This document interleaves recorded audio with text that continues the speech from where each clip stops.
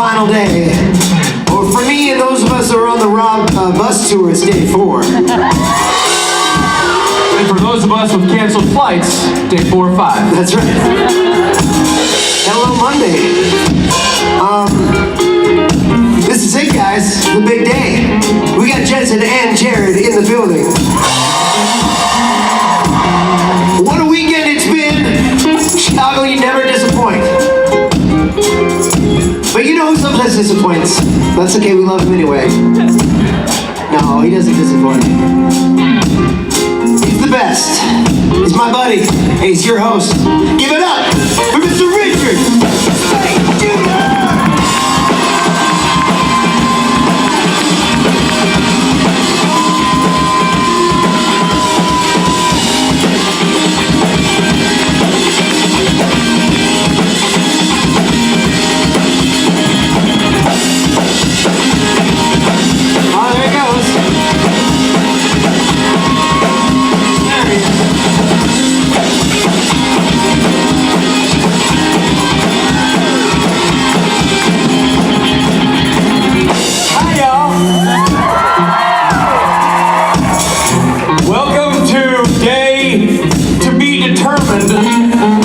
Of the Supernatural Convention. Because on my way to stage, I found out that I too have no flight home from Chicago. I am also here as a new permanent resident of this fine city. Holy moly. Snowed in. Snow day. Snow day. We are snowed in. Hey, but at least this time we made it to the convention. I know, not like Seattle. Well, Seattle got a light dusting of bad dandruff and they closed the town. That's right. They declared a state of emergency. Chicago is literally dumping snow and open the window. Chicago's like, yeah, Yeah. keep bringing it. Yeah. And it's still bringing it. Yep. But the airlines went, nah, we're out. That means we're all here, guys. It's like, we're here, you're here. Everybody's gonna be stuck here. We'll just do a row of panels tomorrow. We'll just... Judging from the number of people who are here on Friday, they don't care about work, so they're all good. They don't care. They've already been fired. When you call in tomorrow to go, I can't come in, I'm snowed in. Your boss goes, from your job here in Phoenix? I thought you were homesick.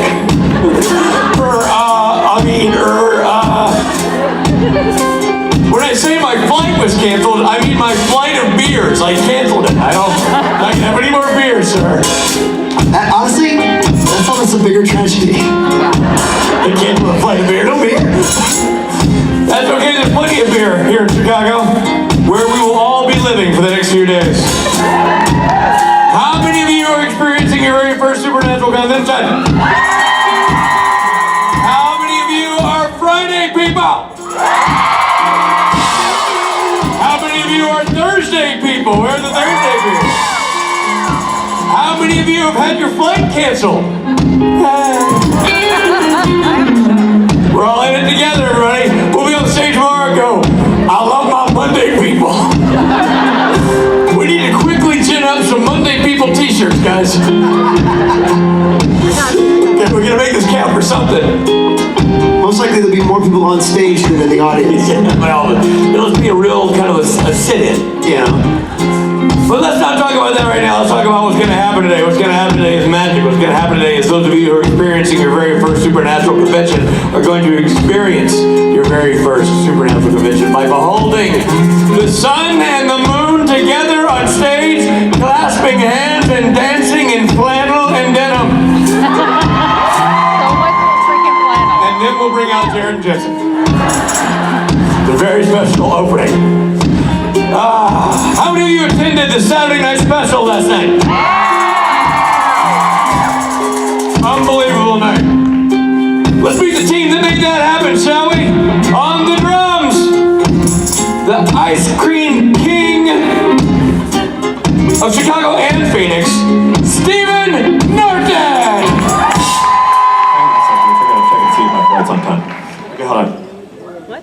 How's it going? I'm still on time. Damn it!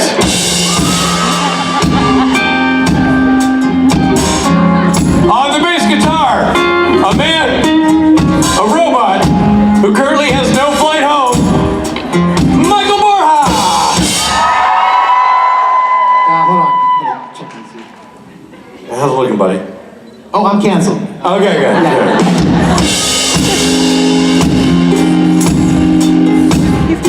Tinkling on the ivories and also playing piano. It's the creator of creation. That's right, creation has a creator. It's Adam Leland.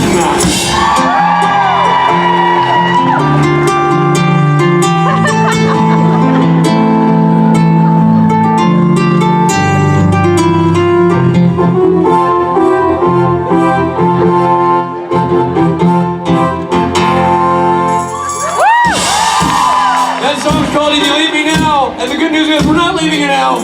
We're all stuck here.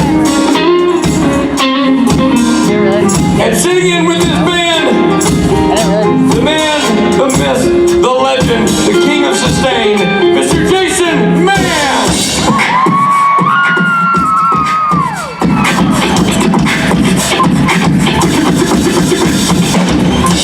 When people do the robot now, is it called doing the Borja? Is that a thing?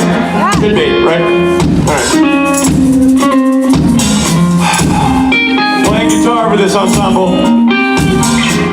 A man who cares not for morals or values, is not like you, doesn't care about your experience, just wants to ooze into your brain, find his way into your emotional center, stir it up like a smoothie, then find your heart and kick it with his boot! Billy Moran!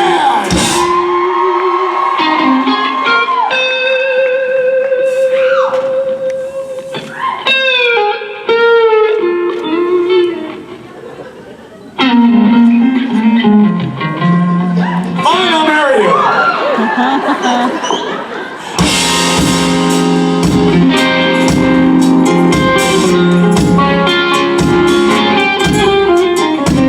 Ladies and gentlemen, fronting this ensemble, the man who must be making it snow because he is God. He controls all things, but he also plays a mean shaker. Mean shaker. It's an underappreciated instrument, the shaker. But nobody doesn't like this man, Rob Benedict. Rob, can we give a little shaker action? It's a little shaker action, all right? All right. So we're near Chicago. we're further from Chicago now that we don't have snow tires, but we're in the ballpark of Chicago. So speaking of ballpark, let's go with the Chicago Cubs. The Chicago Cubs.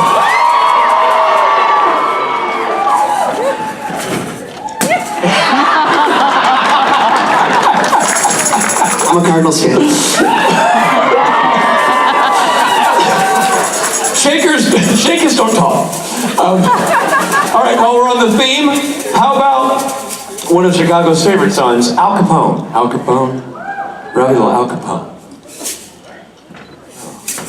Ah, no, Al, he works for you. Oh man, my favorite part of that was you just bludgeoned somebody to deafening silence. Somewhere there's a clip of that. They're like, why was everybody so quiet? Well, Rob mind murdering a man. The other day at the office, honey. Just a little something on the Sabbath to get through the day. And now, who could come to Chicago without visiting its fabulous restaurants where they are famous for? That's right, their tableside Caesar. Ladies and gentlemen, sometimes bits work, and every now and then, that happens. That's Rob Benedict, that's the man. Do this. Pieces keep on turning, and the wheels go round and round. The series of good hundred miles they going down. My love, I want to be right now, now, now. My love.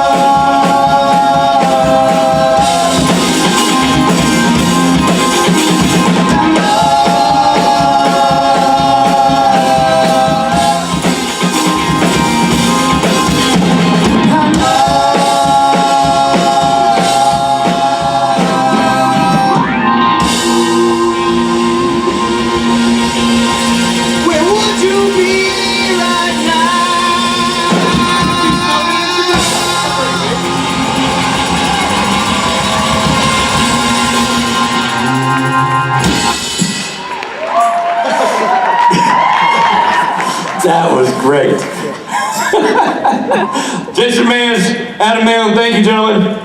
Thank you so much. We have decided to start Sunday off with somebody that you have not gotten to see at all this weekend. Probably didn't even know he was here. So hold on to your hats when we surprise you by announcing our very first guest on this Sunday, Rob Benedict!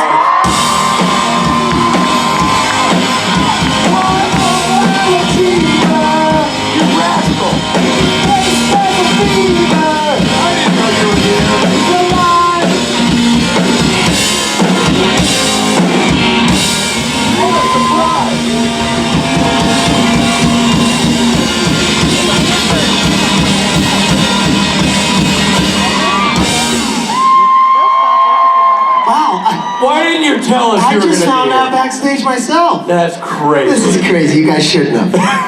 You shouldn't have. My very own meet and greet. Well, listen, Q&A. we know how you get tired of being on stage with us and me and them, and we knew you wanted your own time. So, have at it, sir. Ladies and gentlemen, Rob Benedict. Hi, everybody. Hi, how's it going? Hey. I hope you're not too sick of me. I know I've been up here a lot. Good. Boo, get off! Yeah, it's been super fun weekend, so I'm happy to answer some questions you might have for me.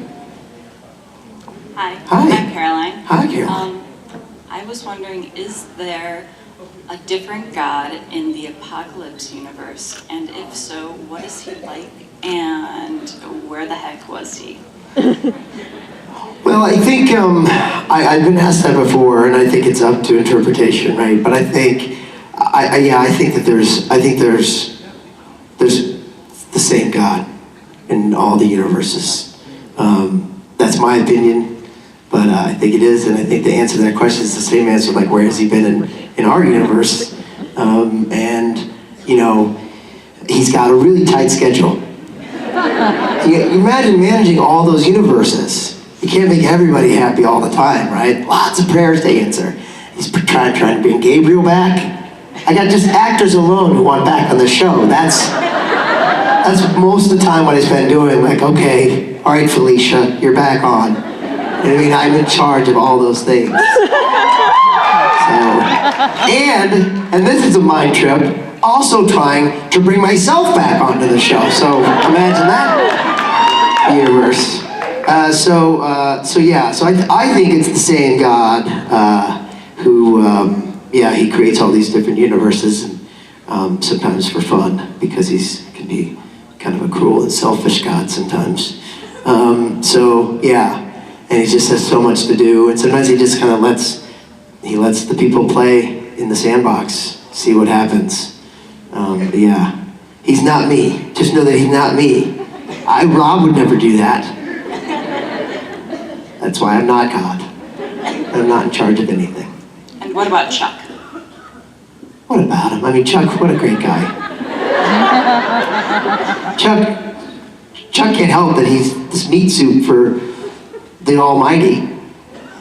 He just kind of wanted to just be this nobody writer, and then this happened. Now Chuck I have a lot in common with. Chuck I get.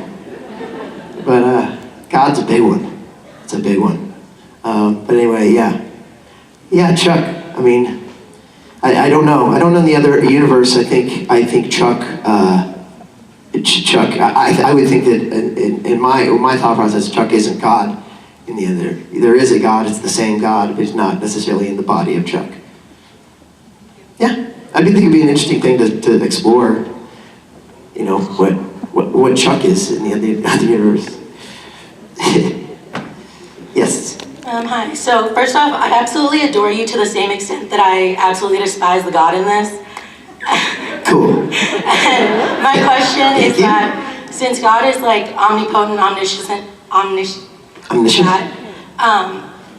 why, like knowing that there's empirical data from humans that negative punishment is a bad thing, and that positive reinforcement is the best way to change behavior.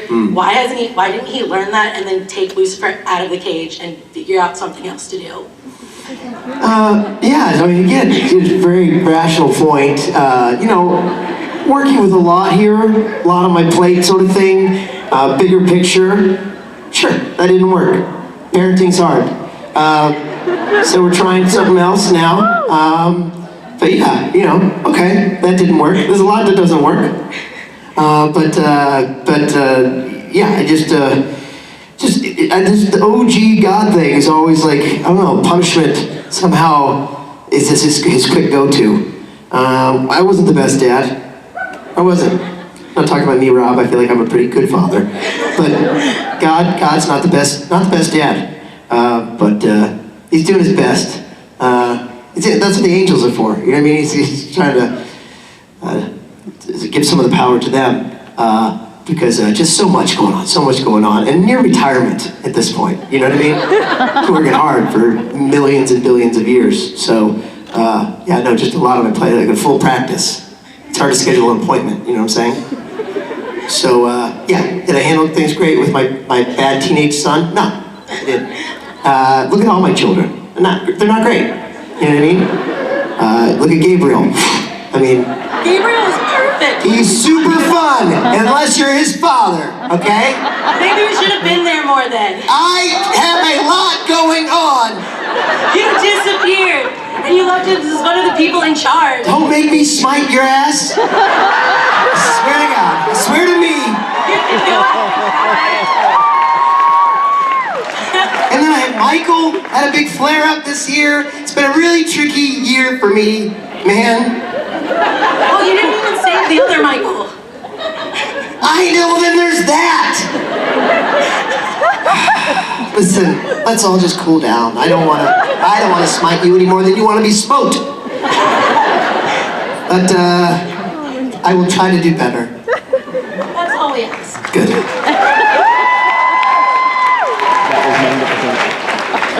Hi. I'd like to thank you for the remarkable job you did on the monologue in Swan Song. Thank you. Amazing. Thank you. Yeah, that was so well written. And I'm from Bloomington, Illinois. Oh, yeah? And in the end of your story in Family Don't End With Blood, you mentioned that you were married there on August 12th in 95. Yeah. How did you end up in Bloomington? Well, my wife was from there, and we both went to college here in Evanston at Northwestern. And so, yeah, so we met there in college, and she happened to be from Bloomington Normal, and that's where her family was from, and I'm from Missouri, but, so yeah, Columbia, Missouri, nice. And so, we got married at a traditional, we were very young, in a traditional wedding there in Bloomington. Yeah. Yeah, it is a nice town. It's really nice, like a good college town. I have great memories of going and visiting her, and I did my senior thesis I worked on kind of over the summer, and I did a lot of my research at the ISU library. So yeah, lots of good memories of Bloomington Normal, and I did lots of drives from Chicago down to Columbia, so I would always sort of drive through that area of Illinois, and so yeah, lots of good memories there. And I'm glad I'm finally well enough to answer that question. I don't know, I mean, unless you know this story, but I had this stroke thing in 2013, and the stroke hit me right at the most awkward time at a convention in Toronto when someone asked me what's my anniversary of my wedding, and that's when the stroke hit and I lost the ability to talk. I had aphasia. And so that I couldn't answer that question. It's really awkward. So it's like, it's funny now. It's funny now. It's, you know, what's your anniversary? So that was where I lost it. But anyway, so I'm happy to finally be able to answer that question.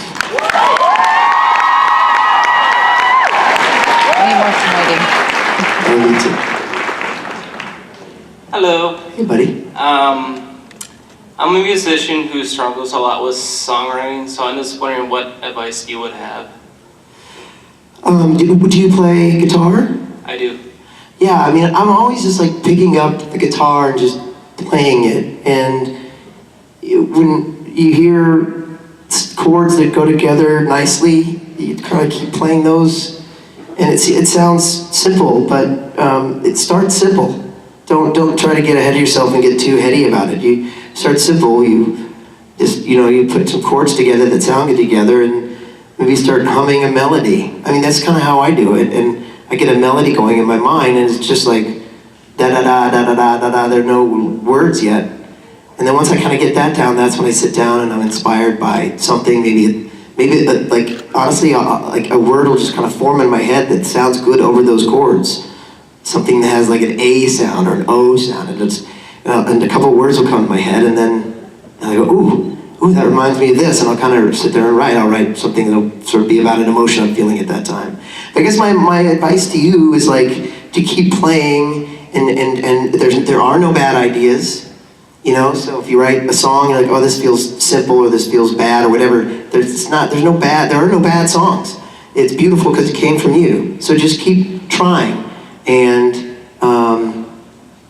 don't overthink it, and allow yourself to mess up, and have lots of rough drafts, and just do it. Just keep doing it, and write down words, write down lyrics, listen to a lot of other music.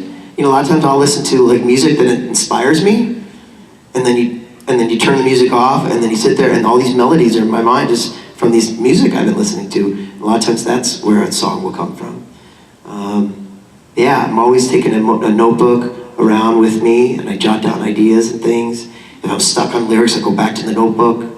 So just kind of get in that mindset. You're an artist, and you're throwing paint at a canvas. So just, if you want to paint a picture, just start putting paint on canvas. So that's what you need to start doing. Just, play and don't be a critic. Just allow yourself, anything's okay, And that's the exciting thing about creating art. And in terms of music, that's what's exciting. It's like, you're like, wow, this is mine from scratch. I can do whatever I want. There are no, you have to do verse, chorus. It doesn't have to be anything. You do whatever, right? And that can be really exciting. So challenge yourself to think outside the box. Thank you. Yeah. Hi, my question is about season 11, Don't Call Me Shirley. When you came back and you got this script and you saw that, you were God, and that you had the line about dating men and women, what was your reaction to that, both as God, but also, did you realize how important that was going to be to so many people to see? I think I did, yeah. I mean, I thought it was fucking awesome. I was so excited about it. I thought that script was so good, and Robbie Thompson wrote it, and he's like one of the best writers to ever grace Supernatural. He's written some of my favorite episodes. Baby, he wrote that. He wrote the 200th episode in the school fan fiction. Anyway, so he wrote that, so when I saw it, I thought it was awesome, and I thought, wow, this is cool and very important, and honestly, kind of groundbreaking to have on network television, I thought, and I was just such a blessing to be able to be the person who says it, you know what I mean? I thought it was awesome, and I don't know, there's no blowback as far as I ever saw, so fuck yeah, you know what I mean? Thank you.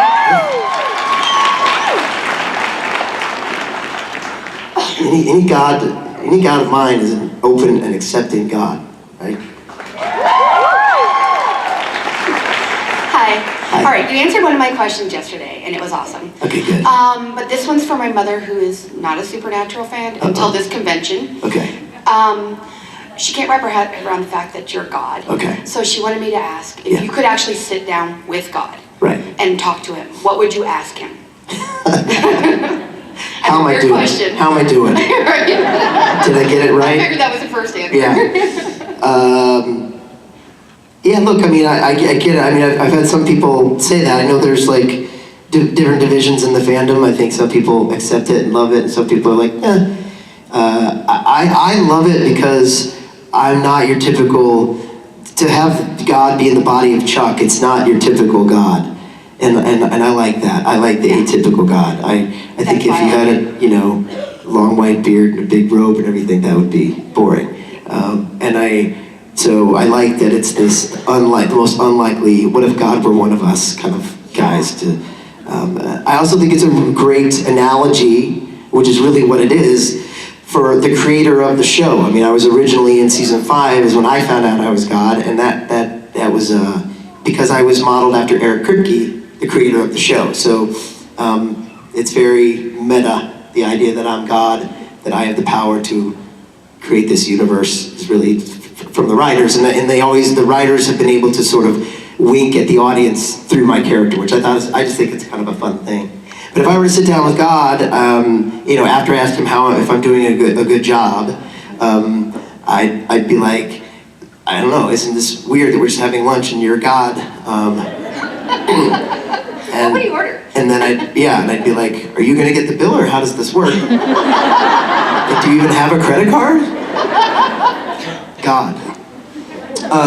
So now I'm thinking I have to get lunch because he doesn't have a credit card, and that's weird. So I just bought God lunch. So what am I gonna get in return now, God? And I had some of the same questions you guys have. Like, where are you when this happens? Why can't you prevent this? Why does this have to happen? What's the meaning of life and that kind of thing? Yeah. It'd be a big long lunch. I'm gonna need more than lunch, to be honest. Now I've just bought you lunch. Let's go get ice cream. So now we're eating ice cream. I've got more questions. So yeah, I don't know. I'd have lots and lots of questions, and hopefully I would leave it feeling a little bit better just about this journey that we're on called life. And it's a tricky one. It's a tricky one. The whole idea of God and having to sort of suffer our way through life but hopefully I'd feel maybe a little more taken care of, I guess. Or maybe God would help me realize that I've got the power in myself to take care of myself. And then I'm my own God. Maybe that's the message. Wow, this has been great, guys. So then I'd hug him and I'd be on my merry way. Wow, what a great afternoon that was. All right, thank you. Thank you. Hi, Rob. Hi. So what would you or God think it was like before Lucifer was cast out of heaven? Just say it again. What do you think it was like before Lucifer was cast out of heaven? Oh, it was a mess. It was a mess. It was tough. He listened to heavy metal music. He stayed in his room all day. He never listened to me. And as a single parent, that was tough. Look, Lucifer was always a problem. But I think he is good in his heart. I do think that the character of Lucifer, the concept of Lucifer, the idea that ultimately he was an archangel, is an archangel, and with God, it's an interesting idea. So I think that there is goodness in his heart, and I think Mark Pellegrino is a great fella.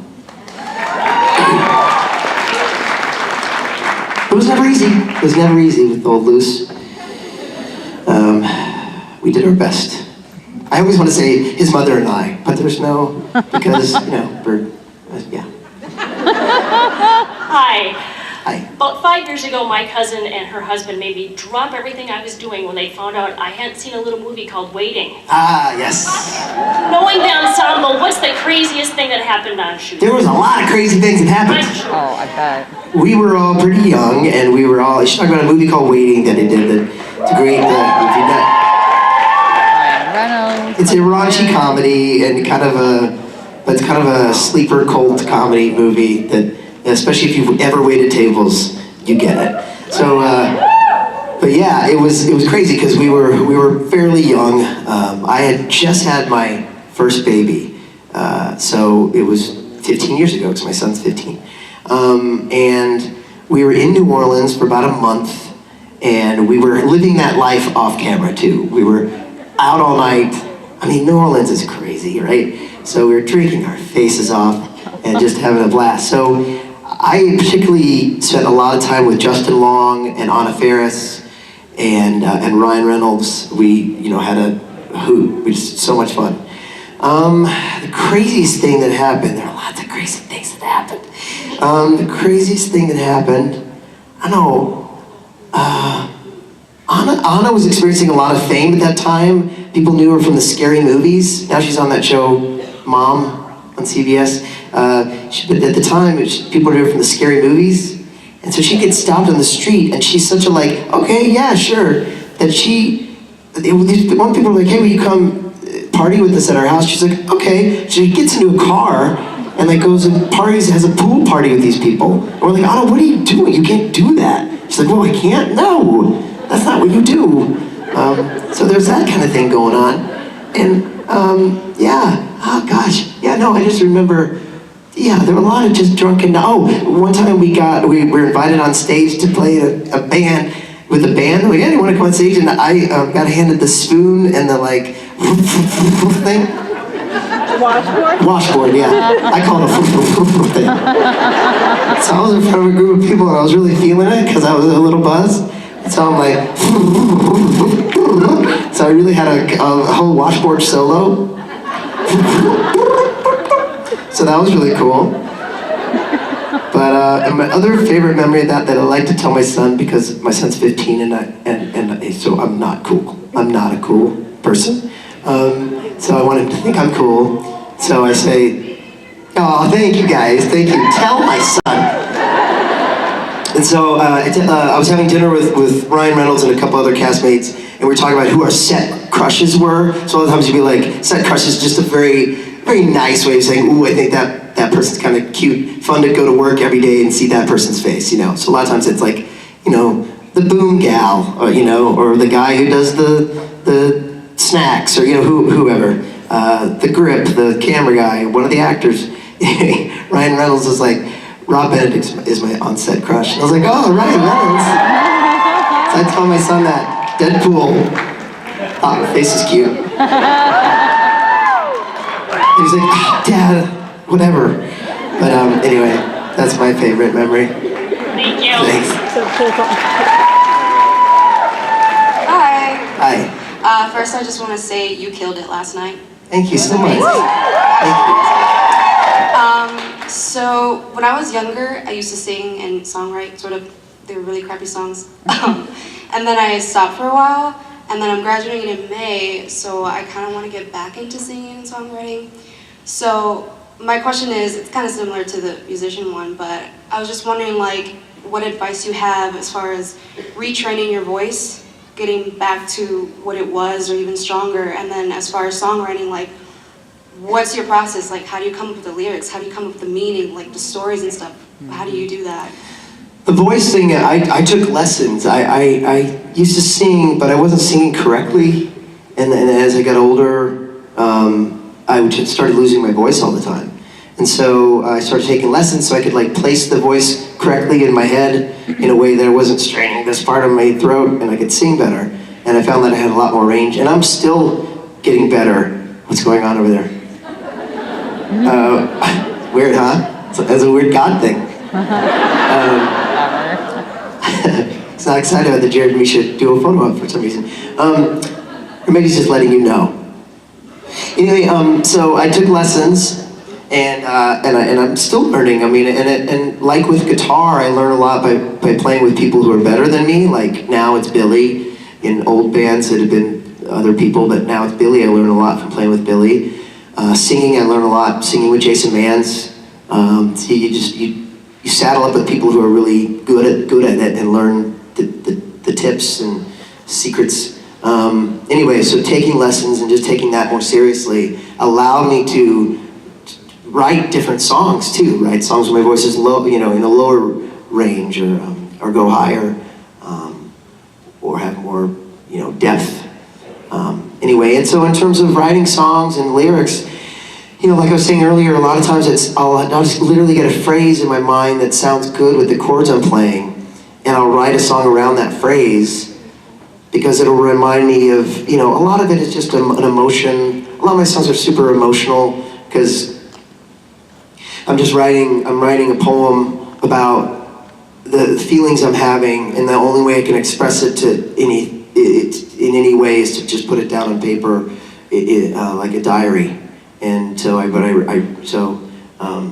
you know, if the term is like the dense woods or whatever, I'm just making this up right now, and then they'll write a song about like feeling like I'm walking alone in the woods and the trees and the darkness and scared and ooh, but there's a clearing and I can get through, and you know what I mean? Like it's a lot of times it's that, it's like a word, and then I can sort of put how I'm feeling, kind of insert it into that phrase and try to write lyrics around that. A lot of times it's that, and sometimes it'll come out as a story that's not really me, but it's about an emotion I'm feeling. So that's why a lot of times when I'm singing these songs, you know, because a lot of these things, they're not gone, but I can process them through the songs. And I feel like when I'm playing live, I have permission to go there. And I feel, that's why I always say it, I feel like I'm in a safe space, especially with all of you. You've allowed me that.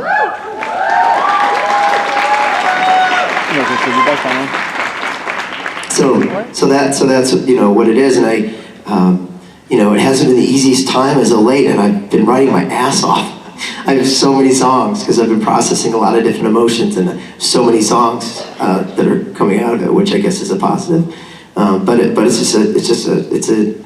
that's my technique, right? It's just getting in touch with your emotions. So, you know, just start by writing. You can just write whatever, stream of consciousness. You know what I mean? And something maybe will come from that.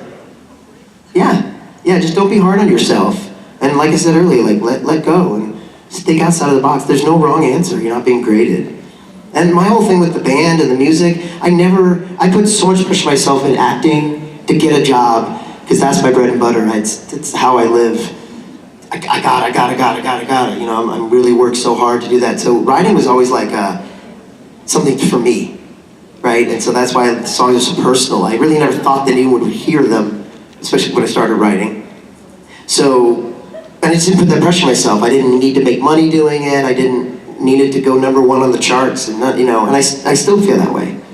I think that's one of the reasons I kind of like separate myself from that part of it. Even in the band, I never do the business part of it. And if you ask me about like, hey, when are you doing this? Or do you have t-shirts? I'll be like, I have no idea. I'm just writing the songs. So, you know, I just, because I don't want that pressure, you've got to do it this way, you've got to do it like this, you know. People aren't going to like it if you know. I feel like the lesson I've learned is if you're honest with yourself and you're writing to make yourself satisfied, people will respond to that.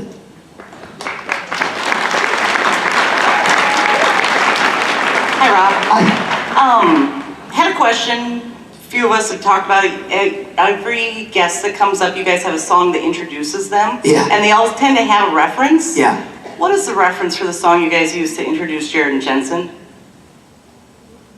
Oh, you mean Any Way You Want It? Yeah. That one, you know, a lot of times with what we do, a lot of times it's a no-brainer, right? Mark Shepard was Mr. Crowley. Like, that's right, you got to make sense. A lot of times with Adam Rose, we've played Every Rose Has Its Thorn. You know, it's a play on their actual name. Felicia Day, we do It's a Beautiful Day.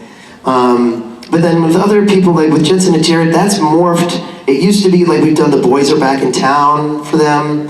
And there was something about Any Way You Want It that kind of got the crowd going, because the purpose of that is sort of to get the crowd excited and also to buy them time to walk over here.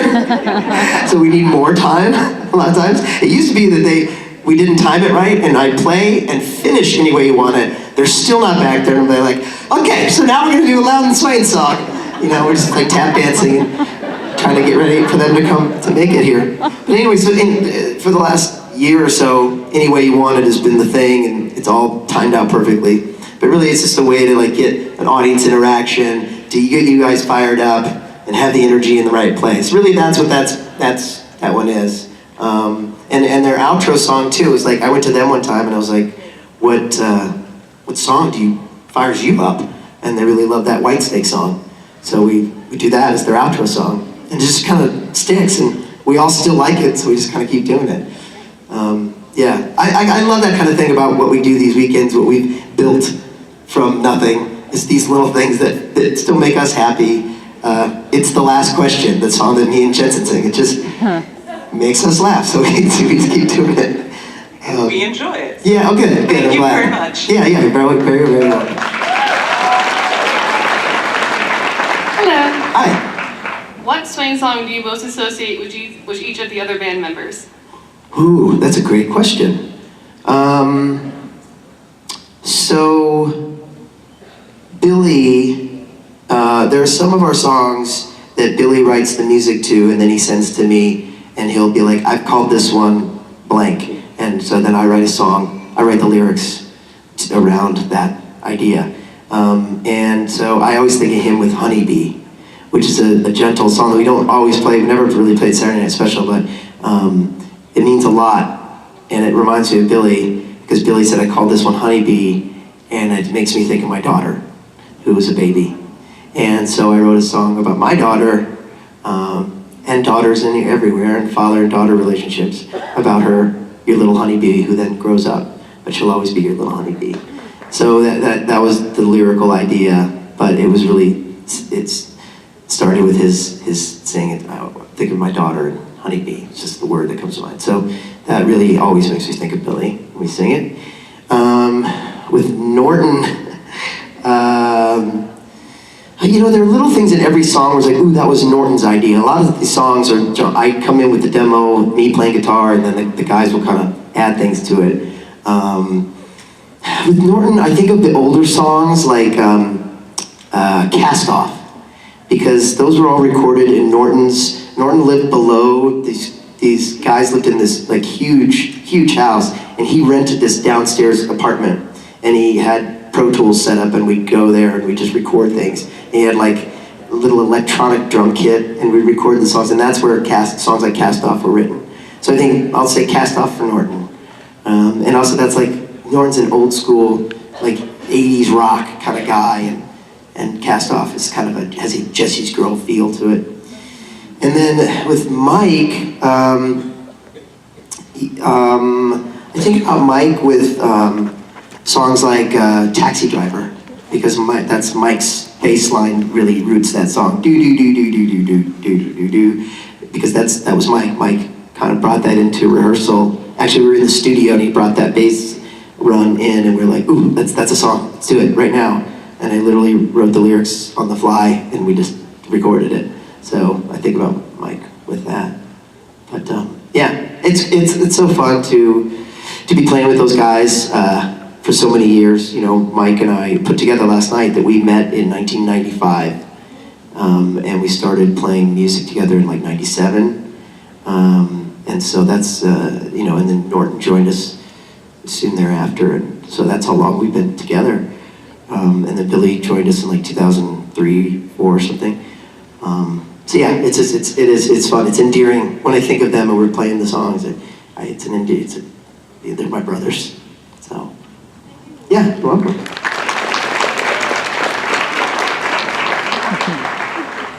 Hi. Hi. I was wondering if you had a different process or method when you were preparing to play Chuck the Prophet versus Big Daddy Chuck. Yeah, Big Daddy Chuck is more of a challenge. Chuck the Prophet, the way that I played him in seasons 4 and 5, it was really more getting into the mindset of being this kind of a hermit who didn't respond well to daylight. So it was a lot of people and lights, you know what I mean? He was that kind of a hermit, especially in season 4. Yeah, so that I kind of, and just sort of being a little nervous and overwhelmed and under-respected. That was the Chuck's thing. And so when I finally had to put God into that, it was fun, but it's a big one, because you're like, how am I gonna play that? Ultimately I just kind of relied on the writing, but it's just a matter of, you look at the Chuck thing as a character, a body that you've been in, you kind of like the way that it feels. It's a suit that feels pretty well, and you're like, I'd call me Chuck, because I kind of like this guy, and I like this face, and I've been having a great time walking around with this guy. And so there's that element to it, and then there's an element to it where you have to be a strict father, and your voice just goes to a different place, and you have to, really lay it on the line and say, this is the way it is, this is how it has to be. So it just reminds me of being a dad when you have to like scold your kids or tell them that's not the right way to do it. And so yeah, but it's, you know, it's interesting and a super, you know, great opportunity to be able to play that. But yeah, it definitely is a different preparation. Yeah, there's the scenes that I have with Jensen and Jared especially, there are a couple scenes where I really have to be. I had the scene with Jensen in season 11 where it was me and Sam and Dean, and Dean was kind of like tears in his eyes, like, where have you been? Then all this stuff happened and where were you? And I remember that was in particular really hard because, first of all, Jensen was crying and they shot his side first. And separately, me, Rob, was going, wow, this is season 11 and these guys are bringing 110%. This brother is crying, he's in it, that's amazing. And then me as Rob the actor, I was just thinking, I'm on his side. I agree. Where have you been, Dad? You know, I related more to the kid who's saying, where have you been, Dad? You know, I've been through that personally from a personal experience. So I was siding with him. So it was a real challenge for me, and ultimately really good to actually be the father in that, you know, and to have a voice in that conversation, and say, you know, that's not what this is about, and I'm not your father, so don't put that on me. It was interesting. It was an interesting exercise for me to be that guy. So I just kind of found a different place in my voice. It has a lot to do with it too. Just rooted down here. It was like Chuck is a little bit up here, all in his head, and God is just like in your gut. So that's a lot of it too. Thank you. Thank you. I gave you 18,000 answers to the question. So, real quick question. Yeah. See if you can help me out here. My wife tells me that your beard is way softer than mine. So, I'd really like to know what you use, what products you use. Pay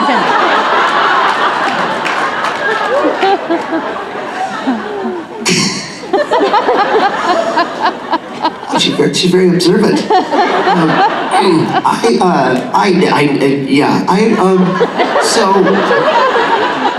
And I never asked her to touch it, and but you know, now that we're asking, I have beard softener, but I don't really use it very much. So I think it's just a natural smoothness. But I would recommend there are they're great beard products. I just can't take my beard that seriously, and I have a line of products just for the beard. It just feels like it's too much, you know what I mean? It's heavy-handed. If I'm like, that's my face products, and this is just for the beard. But I can tell you that I've got this gray patch in my beard, which is I hate, and so for work sometimes I'll have them dye it, and that really softens it up because gray hairs are a bit more brittle, so that really softens up if you dye it, and it takes off 2, maybe 3 days. You look that much younger. So yeah, I don't know, but you're welcome to touch it, and you know what I mean? I'm not partial to, you know. I love everybody, so I just want you to know that it's all above board with me and your wife. It's Tim. I know, I heard, we just walked in the back saying to her, you offering him the freedom to touch it. What would that be? Gonna fill in the gap there? Tim gets it. For me, Junior? Tim gets it. Big My beard. shock is getting hard. What? My beard. You're welcome, Tim. Thank you. My beard. Your beard. Yeah, my beard. Okay. That's what the kids call it these days, huh? The person posing to be my wife, my beard. Robbie? Richard? Sure, why not? I mean, yeah, let's do it. That'd get nice.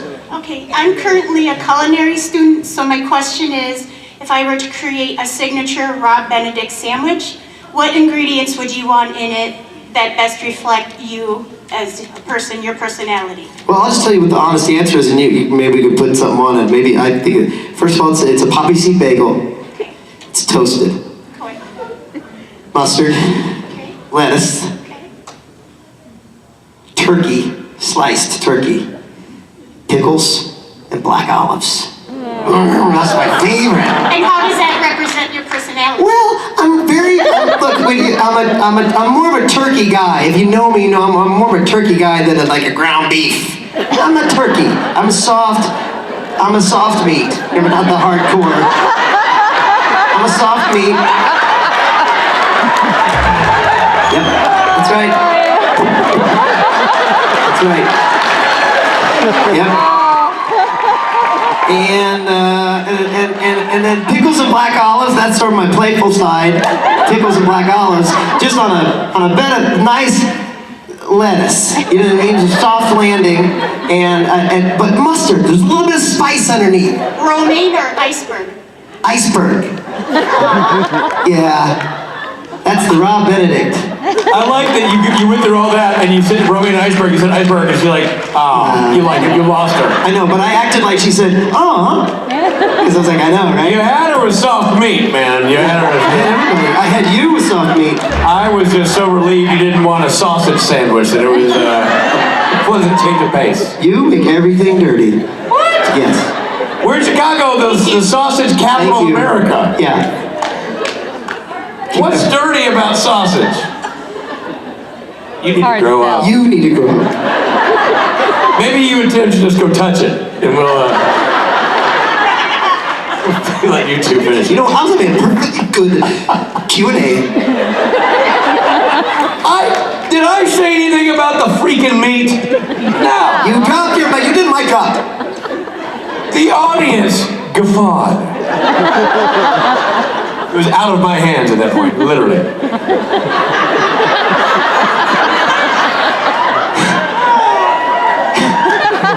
Where it will stay. Out of your hands. Anyway, try the sandwich, it's going to be great. Thank you for all your questions. You've been lovely, thank you. Ladies and gentlemen, Rob Benedict!